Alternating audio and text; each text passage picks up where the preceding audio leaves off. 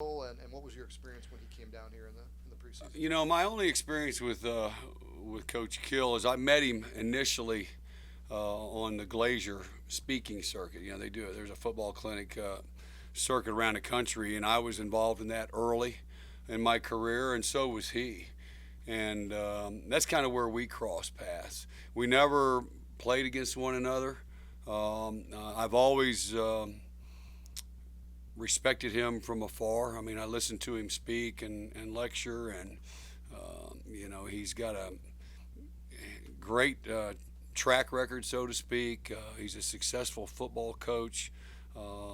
He's done it the right way, and you could see that in how he his film and his preparation and all those things, and you saw that on the field with his players. So he's known as a big time ball coach, and just a not a glitz and glamour guy, but just a good old football coach. And I think he's going to be a great addition to our staff, and excited to have him here. He did I got a chance to be around him several times while he was here, and he was looking a little bit more, I think, offensively, but he was also, looking at how we did things from the defensive side, and I respect his opinion, and he's been doing it a long time and been a head coach and a successful head coach, and some really good programs for a long time, and so his input was valuable, and then, like I said, we're excited about him being a part of this staff. He can help us. And then another guy who's been part of this for a long time is Charlie Wiles, and your relationship with him, coaching professionally, personally, what's it like to work with Charlie? Charlie and I go way, way back, because I was probably the initial point person as far as recruiting Charlie and back at Murray State. And he was a heck of a football player, fun guy to be around at that time even. He was one of those young guys you like. It's kind of like Cody Grimm. He has that kind of personality, and a guy you probably like to have hung out with a little bit of, as a young coach and a player, But him and I stayed in touch. He came and was a GA with us, and he left, and we stayed in touch, and just got a chance to really get to know him more and more over the years as a person, besides just a football player, and. He coached at Murray State. Then at some point in time, we actually they ran our defense, and I was involved in clinic in their staff and that type of thing, and really developed an even closer relationship to Charlie. And I felt like at some point in time we'd like to hire him, because he just kind of reminds me a lot of, in the same mindset of a Torian Gray or a Justin Hamilton, a guy like that that's really got a tremendous football IQ, great work ethic, good understanding of the game, that type of thing, and it worked out. I mean, obviously there's a story behind that too, but I know we don't have a lot of time. But he's meant so much to me personally, and so because we're best of friends, and then somebody I can confide in, and if we're having a bad day, him or I. I mean, it's somebody that will listen and have a an ear to, you can vent to, or you can talk with or cry with, or whatever it may be. He's as big a part of our success these last 25 years as anybody. Our defensive line has played extremely well over that time frame for the most part. And he's coached some dynamic football players and developed some dynamic football players. And I can't say enough positive things about Charlie all the way around. I mean, I love him like a brother, and but just a tremendous football coach, and even a better person, and really cares about the young men in this program, and really cares about this place, and it shows. I mean, he's another guy that could have gone to a lot of different places over the years, and has stayed here and wanted to see this thing through and what we've done, and I'm glad he has, because he's been as big a part of this thing as anybody, and in my time here.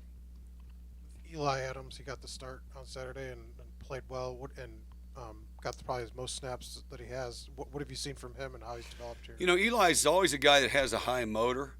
Played extremely hard the other day. Now he's got to continue to fine-tune some things, like a lot of young guys, but I'm excited about Eli. I mean, like I said, he plays extremely hard. He is going to go hard. He's got some abilities. He's not the biggest guy, obviously, lengthwise, but he's violent with his hands. He can play with great pad level. He chases the ball. He can rush the passer. He can make people miss in space a little bit. He's got that knack. He's just another guy that, as the more experience he gains and more practice he has and sees things, the better he's going to continue to be. But because of his size, he's got to be a guy that's got to maximize his abilities, his assets, which is his speed and explosiveness, those type of things. And I think once he's getting to the point where his mind is not tying up his feet like a lot of young players, you're going to see a guy that's going to continue to play faster and more physical and be more productive. And I thought he did a nice job the other day. And we've talked a lot about Jermaine Waller, but what are your thoughts on Caleb Farley on the other side? How's he done this year? And Caleb, Caleb obviously did a nice job on the interception. That's just how that defense should be. When we had a particular, we were bringing pressure, and we played our kind of what we're known for, our robber coverage. It was a different way of getting to it, and he was what we call an inverted half player, and did a great job of overlapping the two receivers, and that's the end result, is what should happen. But Caleb was a guy that had a great spring, had a great summer, started out having a great camp, had some tendonitis, really affected him, and missed about a week of practice, and really kind of was slow coming back. And I think the last couple of weeks has really kind of gotten back more into form, in my opinion. He's got, obviously can run like a deer. He's got to continue to really concentrate on his technique and fundamentals, and obviously at that position, concentration is a key in anything. I mean, it's just you really got to be good with your eyes and your fundamentals. But that's, this is year 2 for him. I'm excited about his potential. He's continuing to improve, and I like where he's going. You mentioned Waller. I like where he's going, and with Quillen being back, and we know how hard he plays, and then the development of Armani Chapman. We need to get Breon Murray to come along. We'd still like to, get Jeremy Webb. I think he's getting closer and closer all the time. But I feel really good, about their progress right now. And we just got to continue to, this week and next week, we got to continue. We talked to the kids, you don't get better on Saturdays. I mean, that shows on Saturday. You get better Tuesday through Friday, or, from now, this week it's Tuesday, Wednesday, Thursday, and then it's Sunday through Wednesday of next week, that we've got to really work hard and develop, be consistent in our practice habits in that time. That's one thing I'm really challenging Caleb about, is doing those kind of things. Did you move Murray to defensive back after? We did, just because we felt like, just with where Jeremy is, Nadir Thompson is a little bit with some injuries. We just felt like we needed a security blanket there a little bit. And I think, he did a nice job for us at nickel. Not that that's not where he can play. We're probably not as physical as a guy as we'd like there. But, I mean, he's got some really good quality skill set at that spot. And I think that's a good spot for us and for him. When you sort of self-scout yourself in this open date, what have you seen? And do you put your finger on something that you were so good in the second half against Furman, and a rough first start, and you've talked before about not playing a full 4 quarters?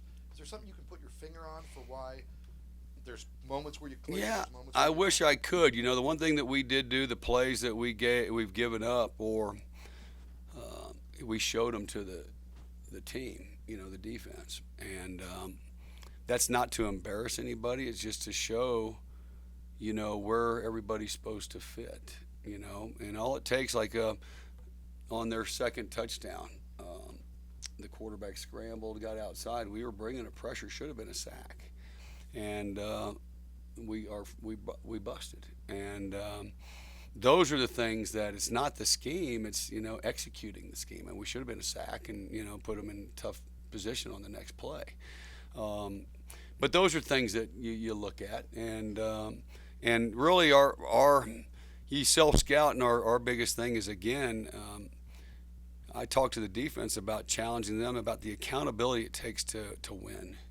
And it goes back to our practice habits, our efforts on and off the field, our consistency, doing things well. Those are the things that we really need to focus on, and being disciplined to do it play after play after play. And that's kind of where we've kind of been a little bit. We'll play. We're getting a little better. I think each week we've played a little better stretch, but we've got to do it for 60 minutes. We can't do it for 50.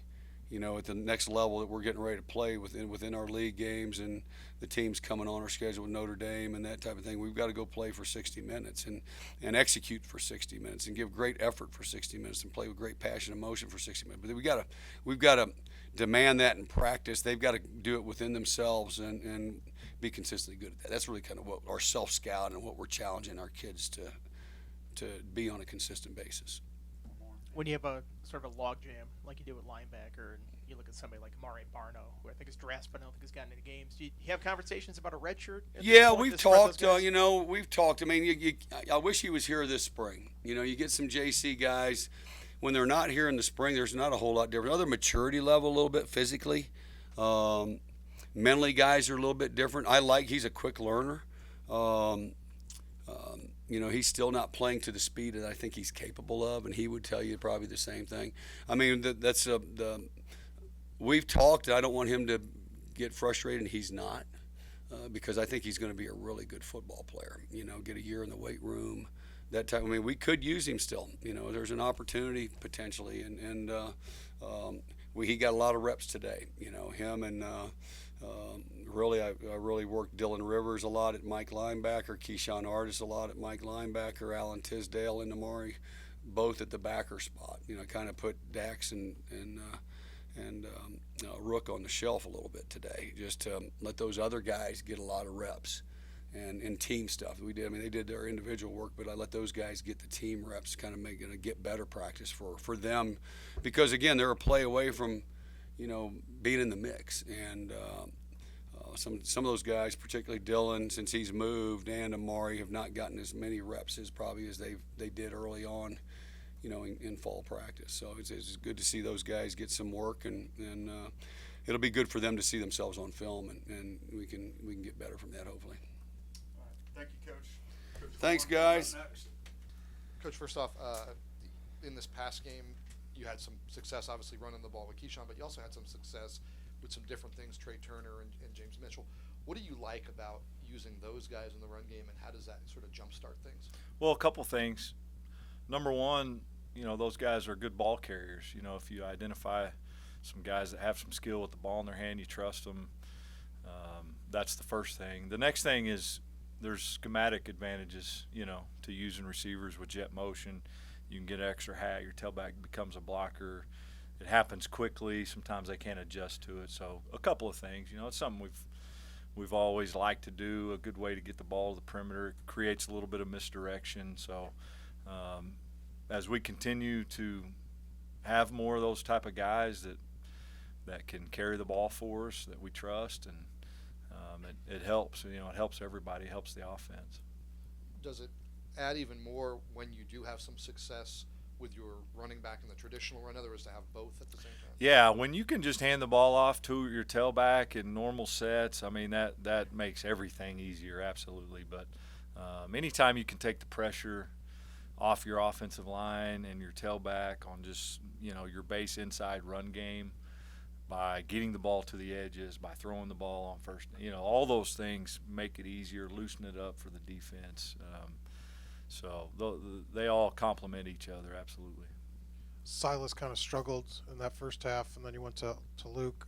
What have you seen from Silas that just kind of hasn't put things together kind of in recent weeks and kind of struggled a little bit? Yeah, he's fine. He didn't use good technique. I mean, he's a nobody cares or tries harder than Silas, and he's got the talent and the skill to do it. And just a lack of concentration and trusting his technique, for whatever reason. But he's fine, and he's got to learn from that, and understand that, it can happen at any time against anybody. That if you don't go out there and each and every play you're not locked into doing it the way you're supposed to be doing it, then you can get beat.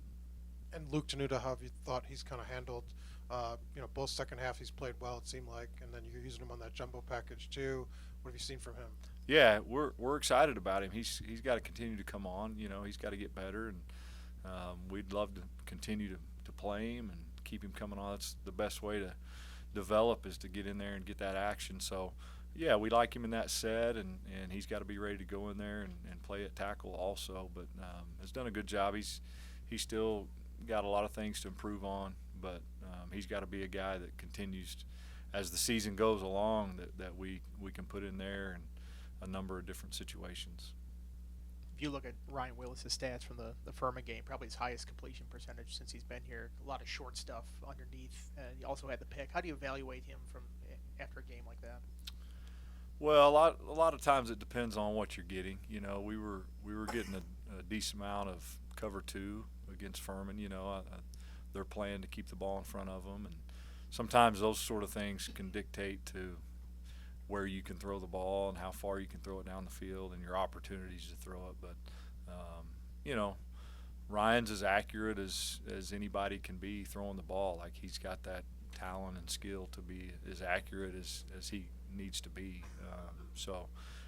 Just, you know, he continues to get better executing. We still got to eliminate, there's critical errors every game that we've got to continue to stomp out, you know, and we can't go play 90% of the game really, really good but still commit 5 or 6 really critical errors, you know. And sometimes those critical errors, you know, are results in negative plays and turnovers, and sometimes they're not. You know, sometimes you guys don't even know they're critical errors, but they are, you know, and sometimes they hurt us and sometimes they don't. But those are the things with Willis that that we just got to continue to work on. That there's improvement coming, and he's got to continue. He's worked as hard as anybody we've ever had preparing for games, and it's important to him, and he's just got to continue to concentrate on every single down and do a better job in some of those critical moments. Did you know Jerry Kill before he started visiting here? What was that relationship? Yeah, I've known Jerry for a long time. He coached me in 8th grade at a football camp, taught me how to run the triple option. So I go way back. He coached. He recruited my uncle's team in Kansas. I've known him for a long, long time. He was in the league that I played in. He coached in the league that I played in. And then I coached against him when we were at Illinois State with Coach Fuente and the guys. And just always had an amazing amount of respect for what he's been able to do as a coach and the way he's done it, the way his teams have always played with, you know, discipline and toughness. And we're thrilled to death. You know, we got a chance to get him up here for fall camp for a few days, and it's awesome to have guys like that for a few days that can give you some perspective, and then a chance to get him here every day and help us in whatever way that he can. I know he's excited, and we're thrilled to have him. I assume he's not here to install the triple option? Not yet. But have you thought about in terms of what his role can be, and what do you hope, you know, personally in your role to get out of having him around? Yeah, I mean, I think that'll develop as we go and we get him here, and with what Coach Fuente is going to use him with too. But absolutely, I mean, offense has been what he's done the most throughout the years, and in particular his ability in the run game to establish the run. I think that'll be the first place that we go to him for, you know, just for ideas and evaluation and ways that he can help us. And you know, even when he was here before, he understands how it works. It still all has to fit within the system and the players you got, and you can't just go like install a new offense in the middle of a week or whatever. But there'll be plenty of ideas, whether it's scheme ideas or technique ideas or little things here or there that he'll be able to help us with that we're excited to have him here for. With Ryan, I know he fights for yardage and tries to fight for this team, but the play against Old Dominion at the end where he got fumbled and got almost hurt, and then the play where he got the wind knocked out of him. Have you talked to him about those plays, and should he have slid earlier? I mean, what have you kind of told him about both those situations? Very similar at the end. Yeah, real similar. You know, that's part of the downfall of his competitiveness, you know, and kind of the way he's wired is when he gets in those situations, I mean, he's not looking for a way down and to preserve himself. You know, he He wants to fight for every yard, and but yeah, he's got to be smarter, and he knows that. And there's times where if it's 3rd and 1 to win the game, or it's the last play of the game on the goal line, then he knows that he's going to go get it, but he's got to be smarter on particularly early downs, or when we have gotten a first down, or those are the times that it should be easier for him to get down quicker, or get out of bounds, or throw it away, or whatever it should be. Keshawn King seemed to have a pretty mature response to getting benched in the ODU game for some lax ball security. Seems like it motivated him to come back and be better at that. Has he been that kind of person since he's been here? Maybe somebody's more mature than his year.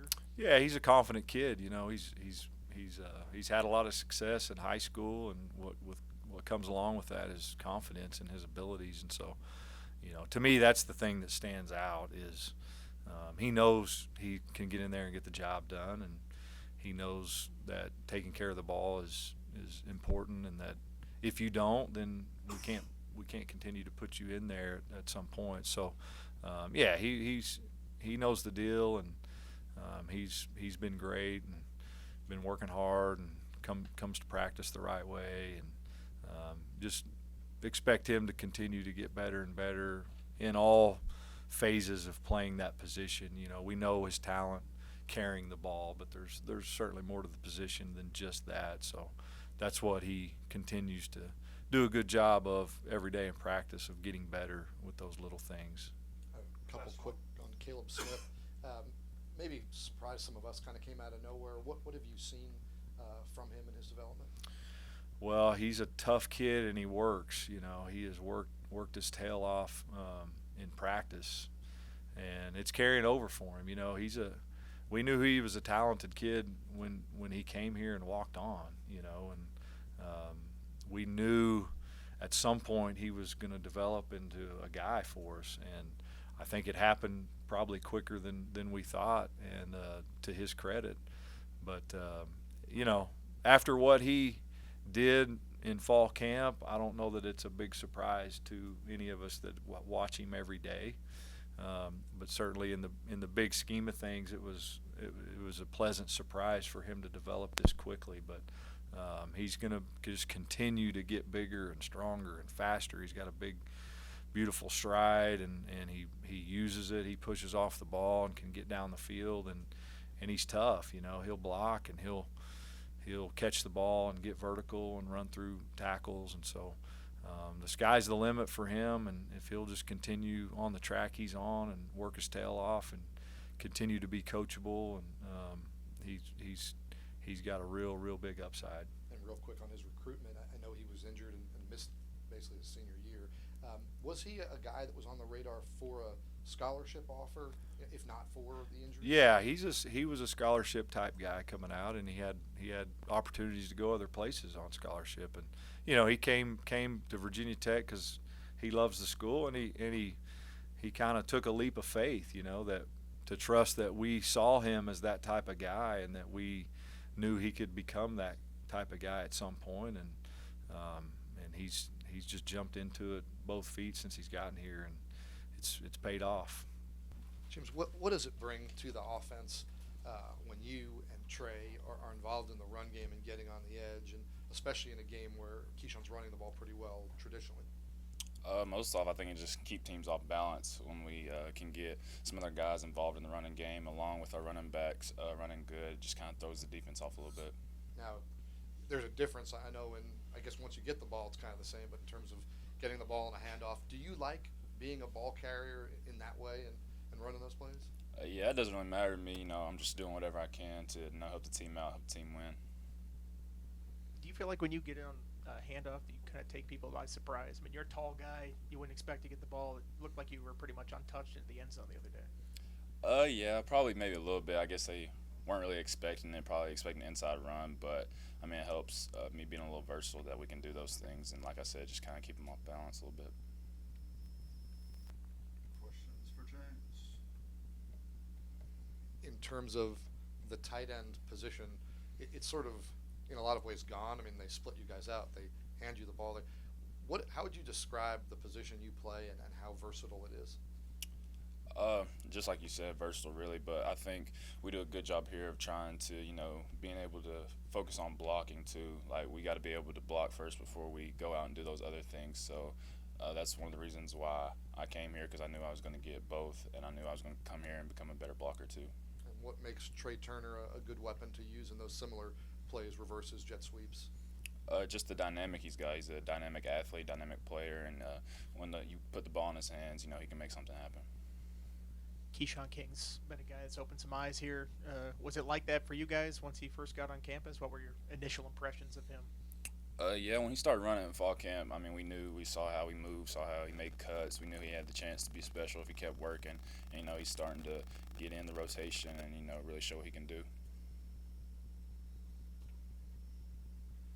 When Keshawn has a big game like that, going over 100 yards, how does that help you as a receiver kind of open up that pass game? It helps a ton, we got to be able to do both. For the passing game, we got to be able to open up the run game, vice versa. So with him having a big game like that, it's only going to help us out in the weeks to come. Anybody else for James? Going once, going twice, in the back.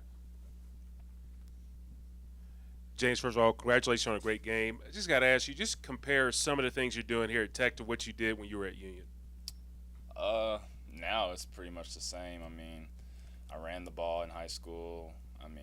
Caught passes. Pretty much did it all.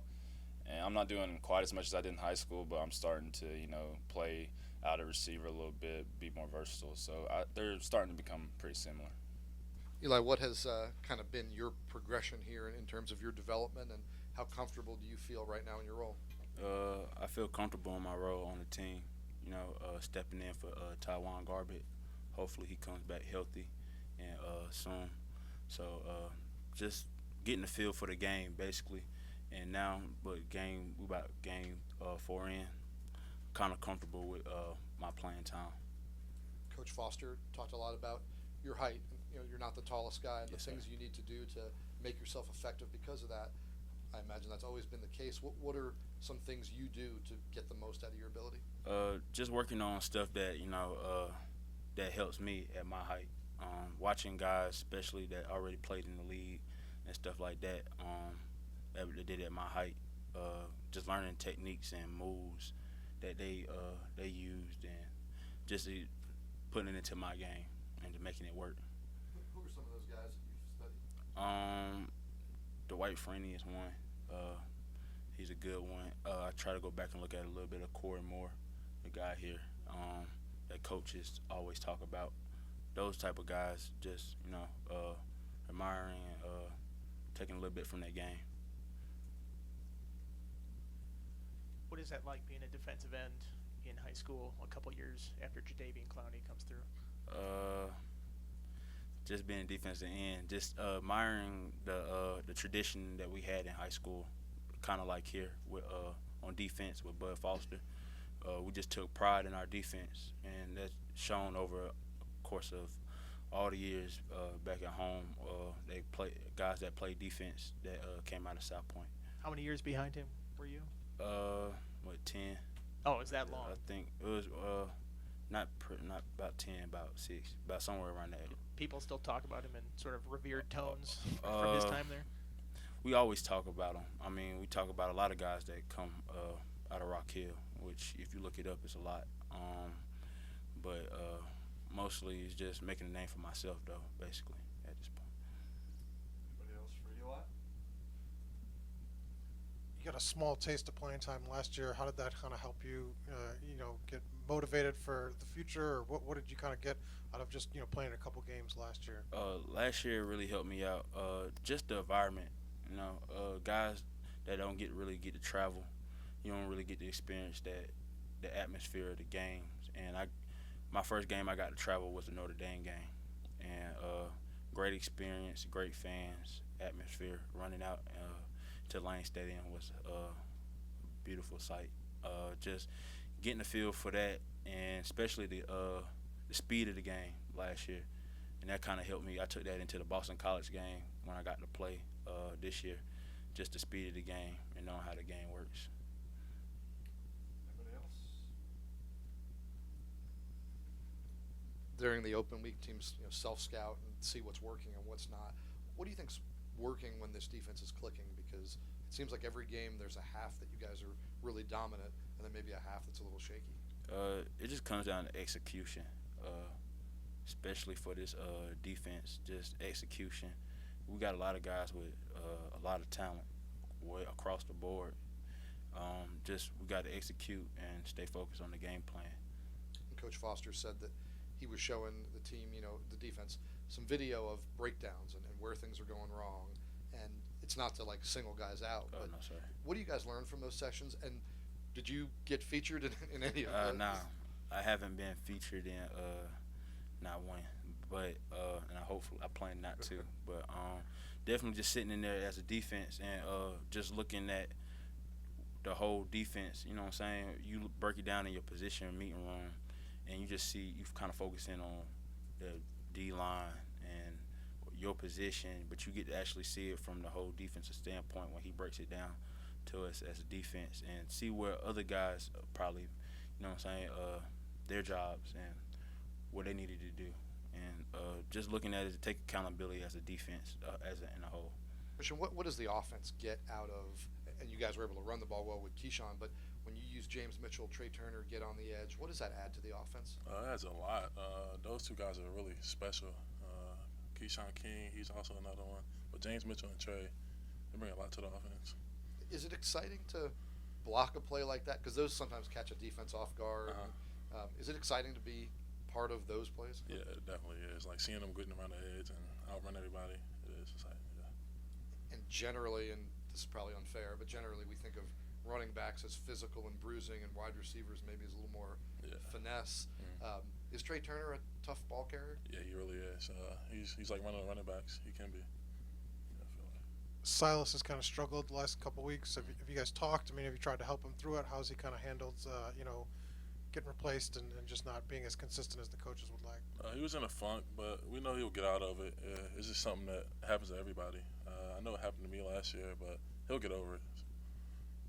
It's kind of weird to say it, but you are kind of the old man of the offensive line that's starting right now. With so many freshmen like that, do you have any advice that you give those guys that are really going out for the first time? I just tell them, like, I was in their same footsteps last year, and just be themselves. Go out there, trust Coach Vice, and just play hard.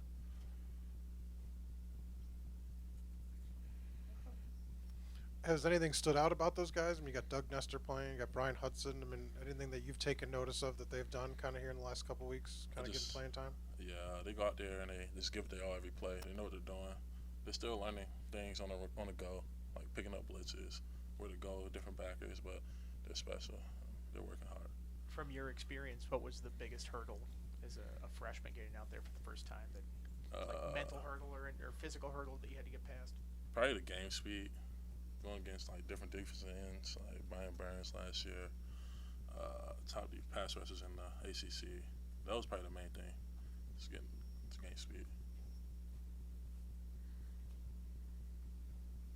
Obviously, last week ahead of the game, a lot of the talk was about the run game and the struggles there.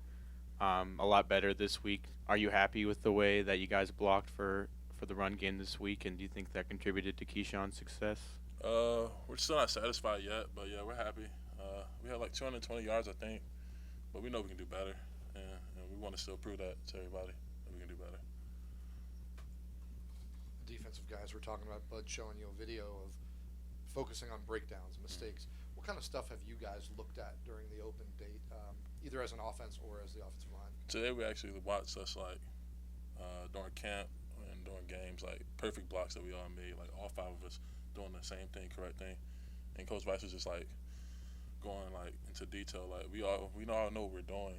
It can be perfect, but if one guy messes up, and then it can just be like a disaster, pretty much.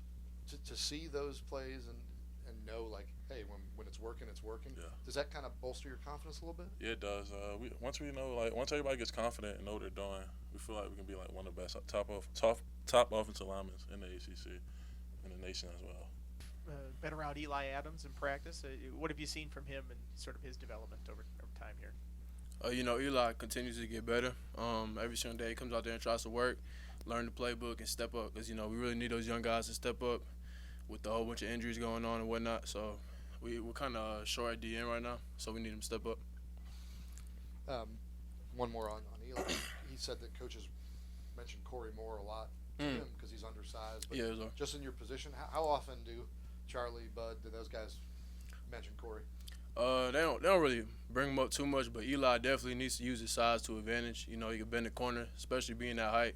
Corey Moore, as you saw, was very capable of bending the corner very well.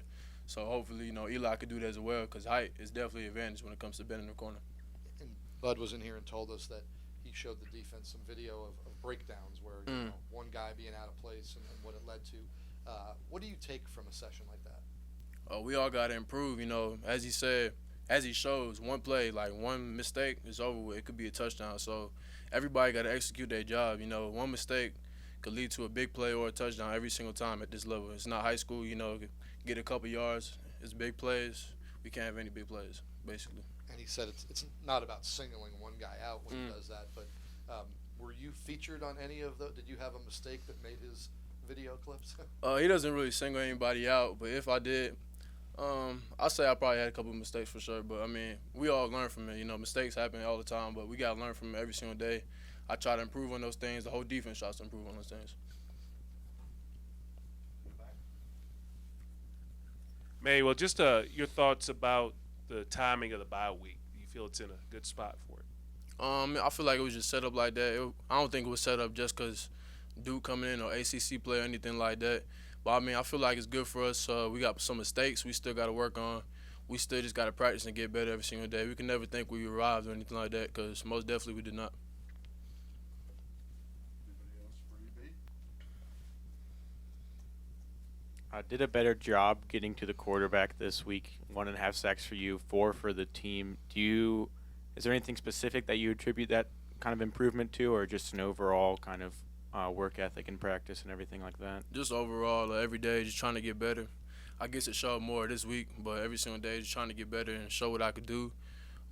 As a team, we know we improved. We made plays. We didn't really miss as much sacks in the backfield as we did in the ODU. So every week, just trying to improve. So this bye week, we should pick up on some more things.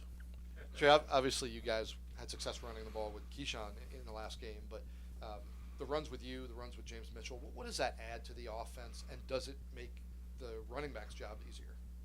It adds a lot of versatility to the offense because not only can we catch the ball, but me and James and other receivers that we have, we can all run on a jet sweep. So when Coach sees a look that he likes and he wants to pick a play, then he knows who to put in the right spots.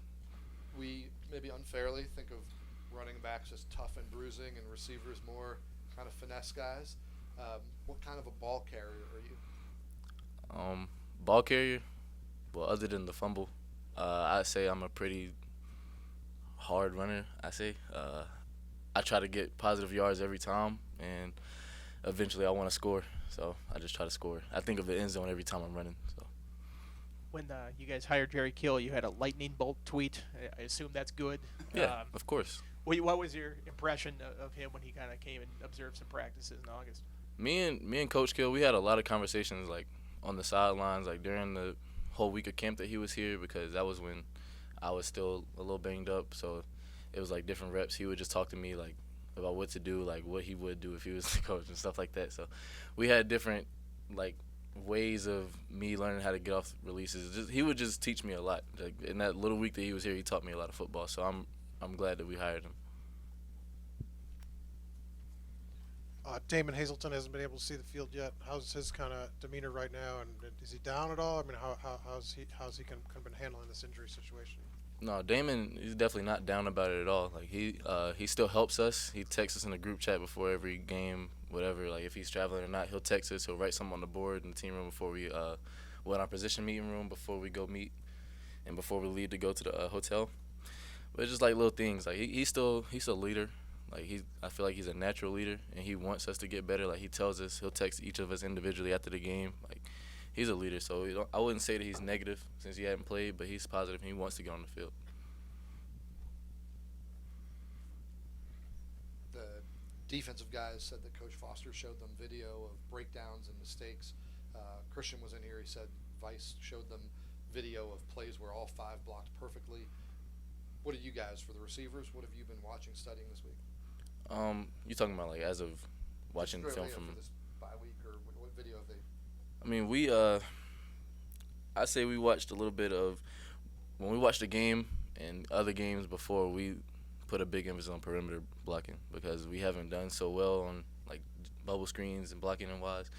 But Coach told us we're gonna do different things on how we're gonna block players now on the perimeter screen. So we're all learning and then plus running off the ball. Like, that's a big emphasis is running full speed off the ball every play. Like it keeps defenses kind of confused. They don't know if you're gonna run the ball or pass it. Because it's like some plays I'll just come off loafing. It's a big deal, but to me, like while I'm on the field, it's just like me being tired and lazy. So I just got to fix that. And it's other plays that we all just got to fix the lazy parts of it because once we're all working and executing, and I said this on Saturday, then we can't be stopped once we're all executing. When you think about where you guys are right now, people were pretty critical of the wins. Of course. They weren't decisive enough. Always.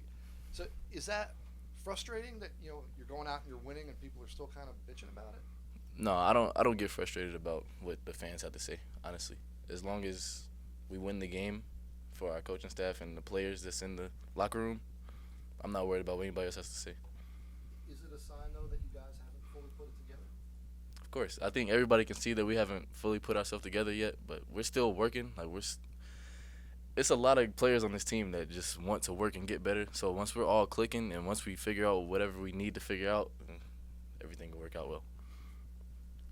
But as of what people have to say, we don't care. Questions for Trey?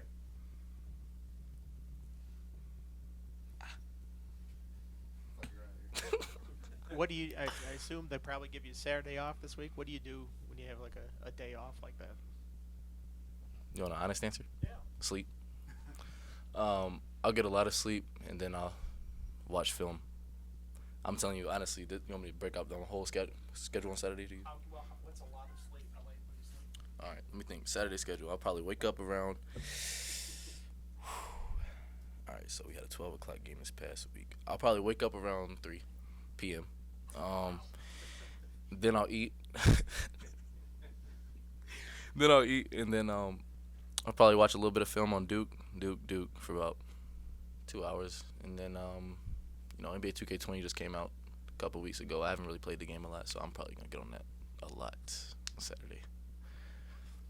For the record, we always want the honest answer. Yeah. Oh yeah. Other than 2K20, I'll probably just sleep some more. That's all. Just get my body back right. Are you not a guy who would watch a bunch of college football? Like some guys when they have a Saturday off watch a bunch, some guys watch none. Honestly, no. I don't really. It's not like I don't care for it, but when it comes to watching other teams play, I'll probably watch the teams that we play in the season, or like teams that my friends from high school or like people that I met play for. But as of like me just turning on a random game, I don't really watch a lot of TV. I don't. So if it's not on ESPN app, I'm not watching it.